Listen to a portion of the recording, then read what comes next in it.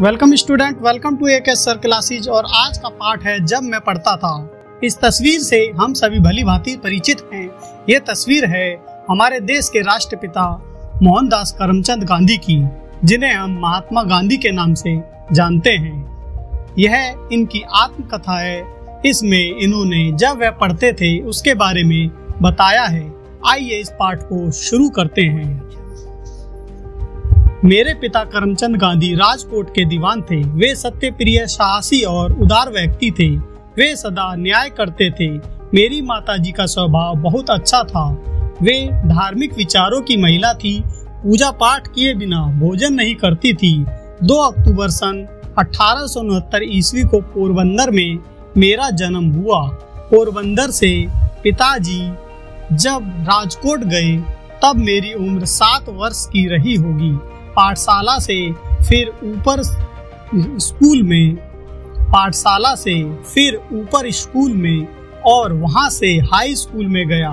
मुझे याद नहीं है कि मैंने कभी भी किसी शिक्षक या किसी लड़के से झूठ बोला हो। मैं बहुत संकोची था। एक बार पिताजी श्रवण पितृभक्ति नामक पुस्तक खरीद कर लाए। मैंने उसे बहुत शौक से पढ़ा। उन दिनों बाइस्कोप में तस्वीर दिखाने वाले लोग आया करते थे। तभी मैंने अंधे माता पिता को बैंगी पर बैठाकर ले जाने वाले श्रवण कुमार का चित्र देखा। इन बातों का मेरे मन पर बहुत प्रभाव पड़ा।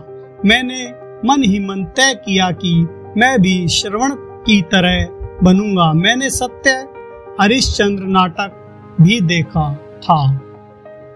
बार बार उसे देखने की इच्छा होती। हरिश्चंद्र के सपने आते। बार बार मेरे मन में यह बात उठती थी कि सभी हरिश्चंद्र की तरह सत्यवादी क्यों न बने।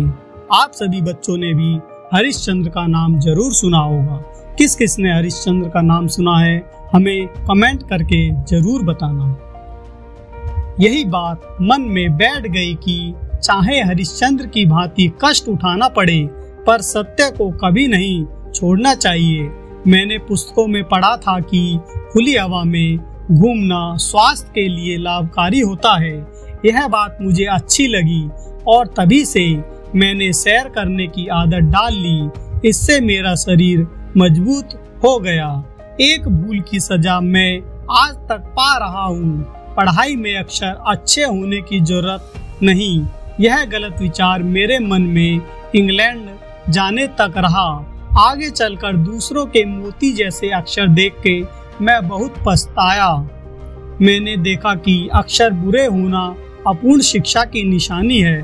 बाद में मैंने अपने अक्षर सुधारने का प्रयत्न किया, परंतु पके घड़े पर कहीं मिट्टी चढ़ सकती है। सुलेख शिक्षा एक जरूरी अंग है। उसके लिए चित्रकला सीखनी चाहिए। बालक जब चित्रकला सीखकर चित्र बनाना जान जाता है तब यदि अक्षर लिखना सीखे तो उसके अक्षर मोती जैसे हो जाते हैं। आप सभी बच्चों में किस किस की हैंडराइटिंग अच्छी है हमें कमेंट करके जरूर बताएं।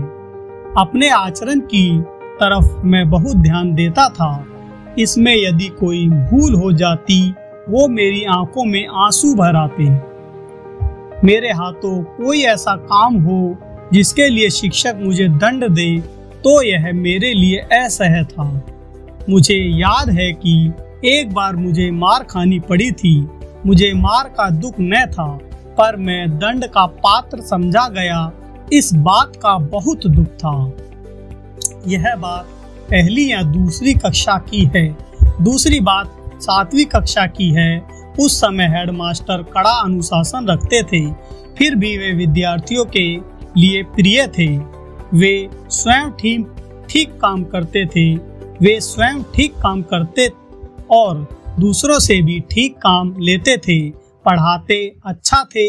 उन्होंने ऊपर की कक्षा के लिए व्यायाम और क्रिकेट अनिवार्य कर दिए थे। मेरा मन इन चीजों में न लगता था। अनिवार्य होने से पहले मैं कभी व्यायाम करने, क्रिकेट या फुटबॉल खेलने गया ही नहीं था। वहां न जाने में मेरा संकोची स्वभाव भी कारण था। अब मैं यह देखता हूँ कि व्यायाम के प्रति अरुचि मेरी गलती थी। उस समय मेरे मन में गलत विचार घर किए हुआ था कि व्यायाम का शिक्षण के साथ कोई संबंध नहीं है। बाद में समझा कि पढ़ने के साथ साथ व्यायाम करना भी बहुत जरूरी है। व्यायाम में अरुचि का दूसरा कारण था पिताजी की सेवा करने की तीव्र इच्छा। स्कूल बंद होने पर घर जाकर उनकी सेवा में लग जाता। व्यायाम अनिवार्य होने से इस सेवा में विघ्न पड़ने लगा। मैंने पिताजी की सेवा के लिए व्यायाम से छुटकारा पाने का प्रार्थना पत्र दिया, पर हेडमास्टर साहब कब छोड़ने वाले थे। एक शनिवार को स्कूल सवेरे का था। शाम को 4 बजे व्यायाम के लिए जाना था। मेरे पास घड़ी न थी। आकाश में बादल थे, इससे समय का पता न चला। बादलों से धोखा खा गया। जब पहुंचा तो सब जा चुके थे। दूसरे दिन मुझसे कारण पूछा गया। मैंने जो बात थी बता दी। उन्होंने उसे नहीं माना और मुझे 1 या 2 आना ठीक से याद नहीं कितना दंड देना पड़ा। मैं झूठा बना। मुझे भारी दुख हुआ। मैं झूठा नहीं हूँ, यह कैसे सिद्ध करूँ? कोई उपाय नहीं था।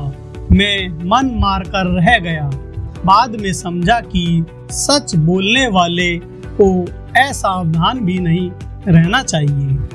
यह पाठ श्री मोहनदास करमचंद गांधी जी ने स्वयं लिखा है और इस पाठ को पढ़कर आप सभी को कैसा लगा? आप इस पाठ से क्या क्या शिक्षा ग्रहण कर सकते हैं, हमें कमेंट करके जरूर बताइए।